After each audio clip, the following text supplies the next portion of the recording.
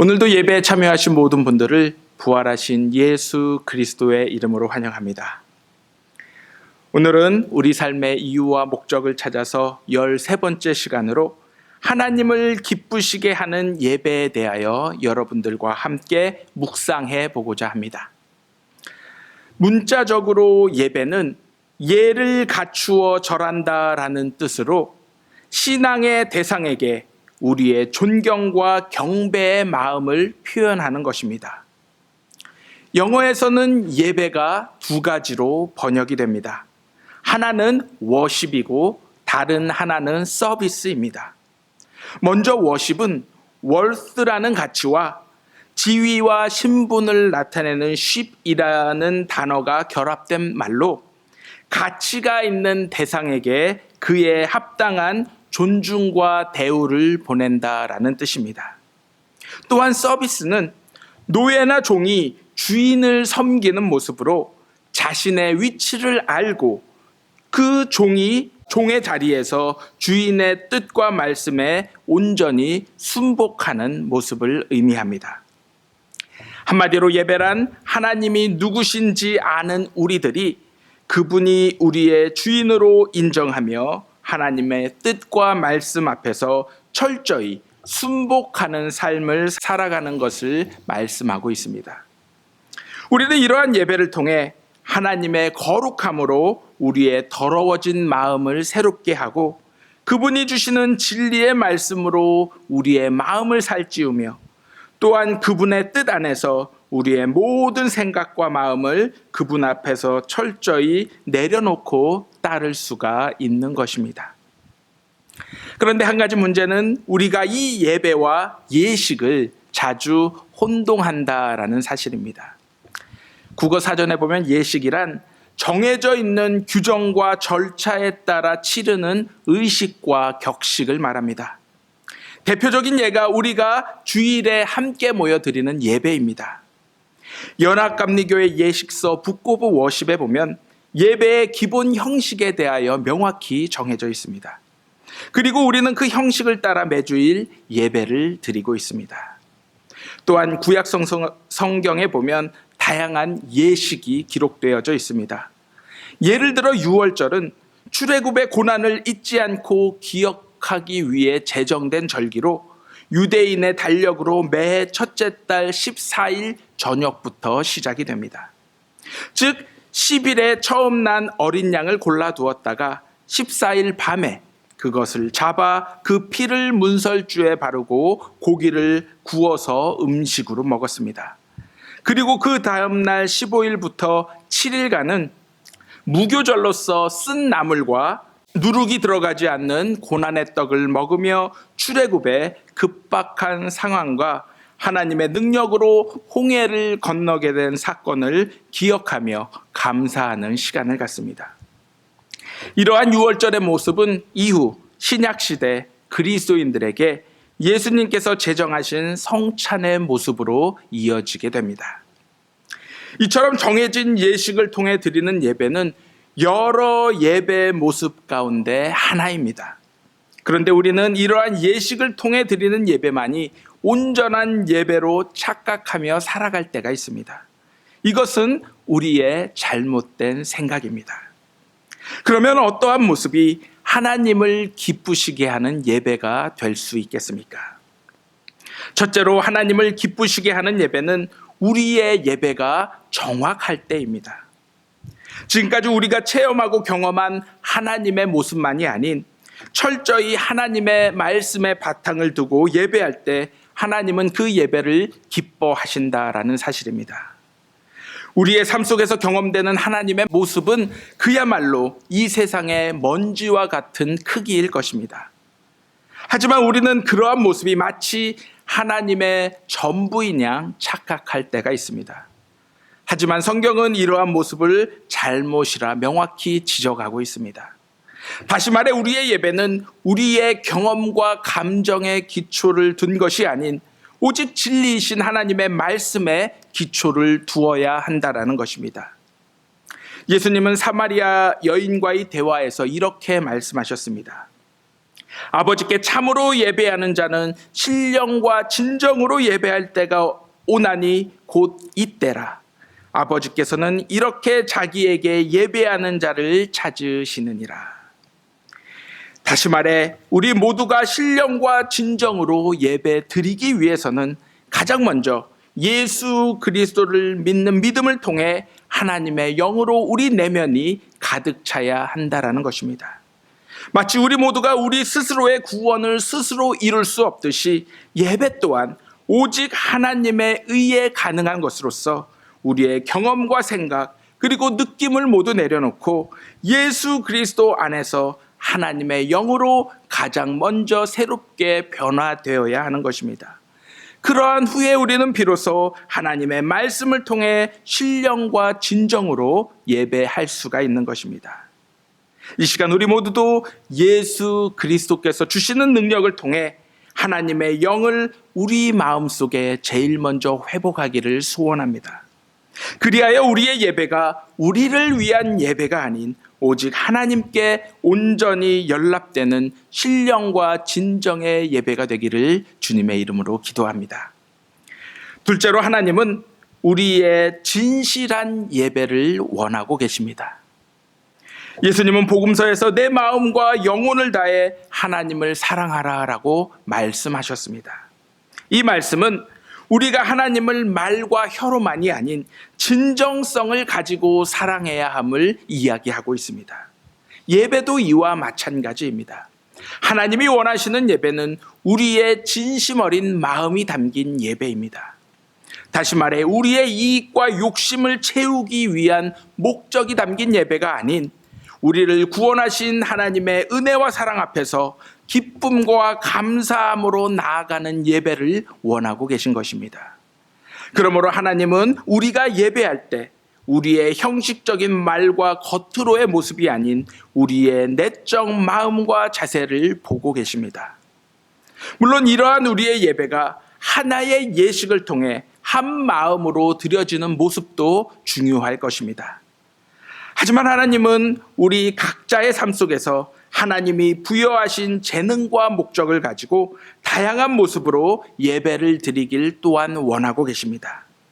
다시 말해 하나님과 친밀한 관계를 유지하며 그분이 우리에게 허락하신 삶의 의미와 목적을 이루기 위해 우리는 다양한 방법으로 하나님께 나아가야 하는 것입니다. 예를 들어 우리가 매일 만나야 하는 사람들과 아름다운 대화를 통해 혹은 성경 공부나 독서 그리고 그 외 다양한 선행이나 기도, 말씀 묵상, 고독 등 여러 방법을 통해 우리는 얼마든지 하나님을 예배할 수 있는 것입니다. 그러므로 우리는 끊임없이 하나님이 우리에게 원하시고 바라시는 삶을 살기 위해 합당한 방법을 찾고 개발하며 발전시킴으로써 하나님이 찾으시는 바로 그 한 사람의 예배자가 되어야 할 것입니다.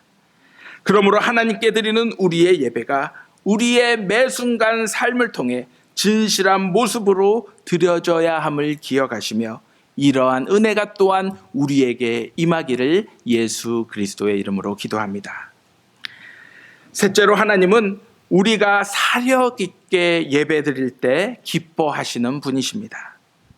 예수님은 서기관과 바리새인들처럼 사람들이 많이 모여 있는 시장에서 외식하는 기도나 혹은 이방인들처럼 중언부언하는 기도를 하지 말라고 명령하셨습니다. 다시 말해 우리의 마음과 생각을 다해 드리지 않는 예배는 결코 하나님이 기뻐하시지 않는다라는 것입니다. 그러므로 우리는 지금까지 우리가 형식적으로 사용해 왔던 하나님에 대한 단어들을 바꾸어 기도할 필요가 있습니다.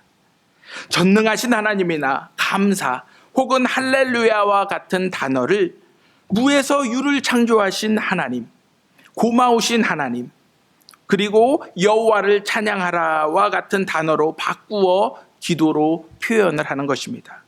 그러했을 때 우리의 기도는 형식적인 틀에서 벗어나 좀 더 진솔하고 정직한 모습으로 하나님 앞으로 나아가는 기도가 될 수 있을 것입니다.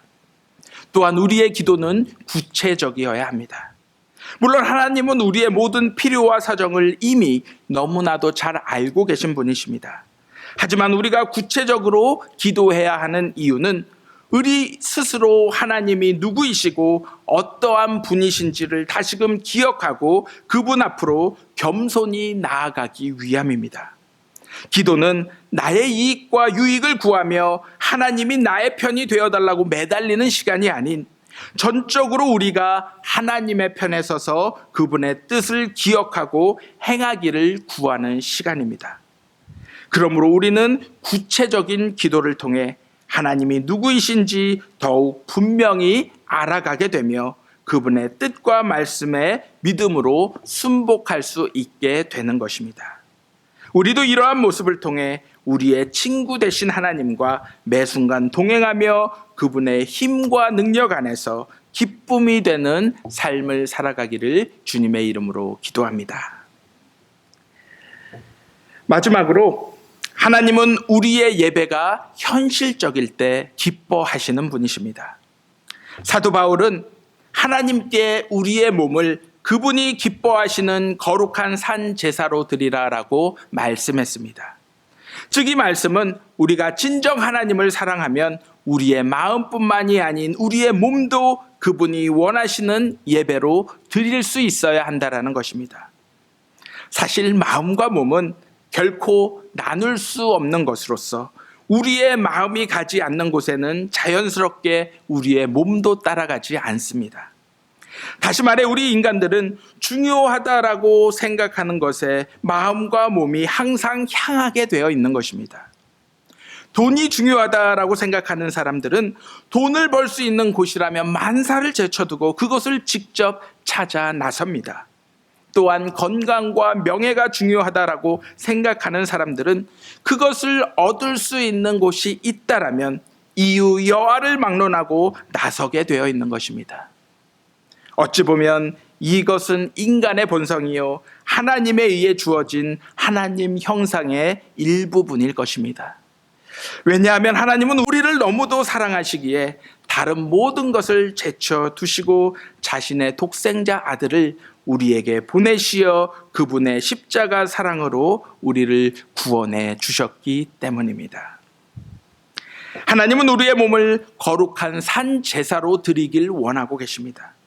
다시 말해 우리의 마음뿐만이 아닌 우리의 몸도 하나님을 위해 존재하며 그분의 기쁨과 영광을 위해 살아가길 원하고 계신 것입니다.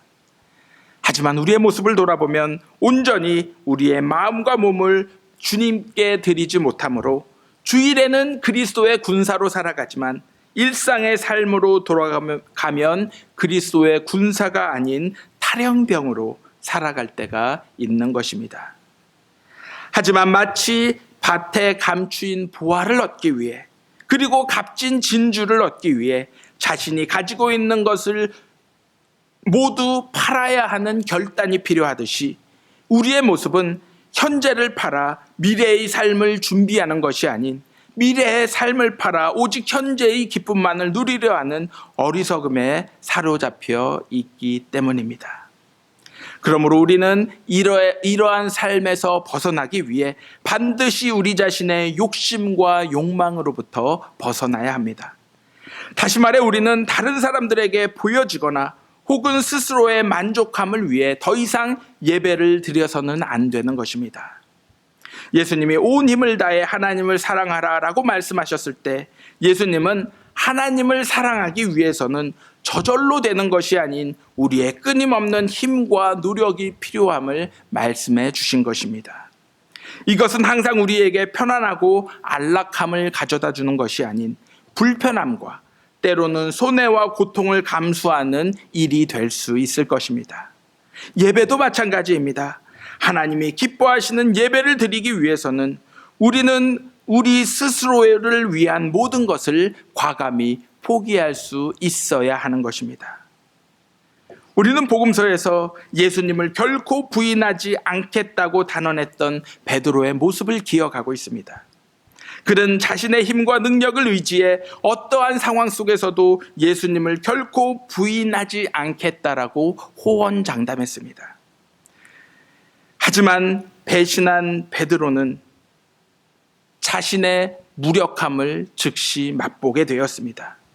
배신한 베드로를 다시금 부르지 않을 것만 같았던 예수님이 그를 비로소 찾아오셨습니다.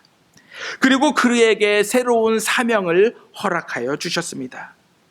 이제 베드로는 더 이상 자신의 힘과 능력을 과신하는 삶이 아닌 오직 성령에 의해 이끌림을 받는 새로운 삶을 통해 하나님의 뜻을 마지막까지 아름답게 이루며 순복하는 삶을 살게 되었습니다. 그렇다면 모세의 모습은 어떻겠습니까? 하나님이 모세에게 자신의 백성을 구원하기 위해 바로에게 가라고 명령했을 때 그는 죽어도 못 가겠다라고 얘기하였습니다. 그러나 그 또한 자신의 생각과 능력을 모두 내려놓고 하나님이 주시는 힘과 능력만을 바라보며 결국 바로 앞으로 죽음을 무릅쓰고 나아가게 되었습니다. 자신의 뜻과 생각을 모두 내려놓고 이제는 하나님의 뜻과 능력의 손길로 붙들리게 되었을 때 그는 하나님의 뜻에 순복하며 그분의 말씀을 따라 마지막까지 순종하는 삶을 살게 되었던 것입니다. 혹시 우리의 삶에 나는 어떠한 상황 속에서도 이것만은 지켜낼 수 있다, 혹은 나는 결코 이것만을 못하겠다라는 생각이 우리 마음속에 있지는 않으십니까? 그렇다면 우리의 삶은 아직도 하나님께 붙들리지 못한 삶임을 기억하시기 바랍니다. 하나님 앞에서 그 어떤 호언장담도 무익할 뿐인 것입니다. 그러므로 우리의 뜻과 생각이 아닌 하나님이 주시는 힘과 능력에 우리의 삶이 붙들리면 그 어떤 일 앞에서도 놀라거나 당황하지 않고 순복하는 마음으로 마지막까지 나아가게 됨을, 그리고 그로 인해 하나님의 놀라운 역사를 보게 됨을 믿으시기 바랍니다. 하나님이 진정 기뻐하시는 예배는 우리의 마음만을 드리는 예배가 아닌 우리의 마음과 행동을 모두 드리는 예배입니다. 그리고 이것은 우리의 힘과 능력으로 가능한 것이 아닌 오직 주님이 허락하시는 힘과 능력만으로 가능한 것임을 오늘 아침 기억하시기 바랍니다. 그러므로 지금 우리의 삶이 하나님의 뜻과 말씀에 순종했지만 아무런 수확이 없는 것처럼 느껴지더라도 결코 실망하거나 좌절하지 마시기 바랍니다. 하나님은 우리의 삶을 매 순간 산 제물로 드릴 때 우리의 삶을 통해 분명 보이는 곳에서, 때로는 보이지 않는 곳에서 여전히 일하고 계시는 것입니다. 그러므로 하나님을 신뢰하는 믿음과 그분의 뜻과 말씀에 순복하는 삶을 통해 오늘도 우리 가운데서 일하시는 하나님만을 바라보며 매 순간 우리의 마음과 행동을 하나님이 기뻐하시는 거룩한 산 제사로 드리는 저와 여러분들이 되시기를 예수 그리스도의 이름으로 간절히 기도합니다.